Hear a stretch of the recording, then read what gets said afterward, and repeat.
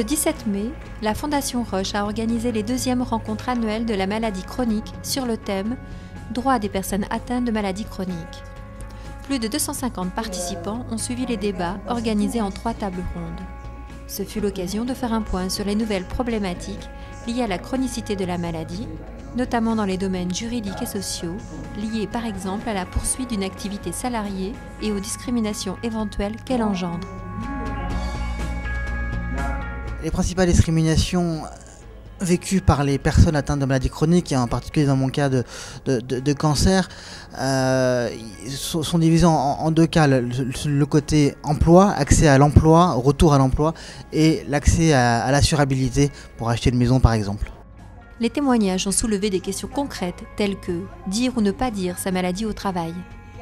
Je pense qu'il faut dire à son employeur dans certaines situations, parce que la pathologie est visible et la pathologie au quotidien fait partie de la personne. Et donc essayer de la cacher sera vraiment à long terme très difficile à soutenir. Ce qui est important, c'est aussi d'essayer de penser la personne dans le futur, c'est-à-dire dans une projection également d'évolution professionnelle. Et on a vu ce matin à travers les exemples que là aussi c'est possible, même si à chaque fois c'est une démarche individualisée qui est à conduire au sein de l'entreprise avec la personne. Mais ce n'est pas la seule question abordée. Les participants ont également exprimé les difficultés de l'accès à la propriété, au crédit et à l'assurance.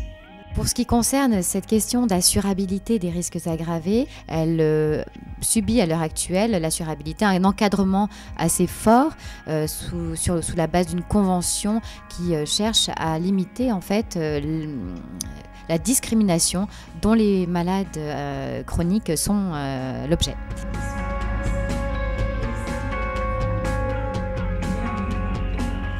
Ce que j'ai retenu de la journée, c'est davantage l'accompagnement psychologique des malades. Les intervenants étaient vraiment passionnants. Moi, j'étais passionnée tout au long de la journée. Ce que je trouvais très intéressant, c'était les témoignages des personnes qui ont des maladies mais qui occupent des postes assez importants. Il faut qu'à travers les débats, il y ait des réalisations qui se fassent et que nos politiques en prennent vraiment conscience.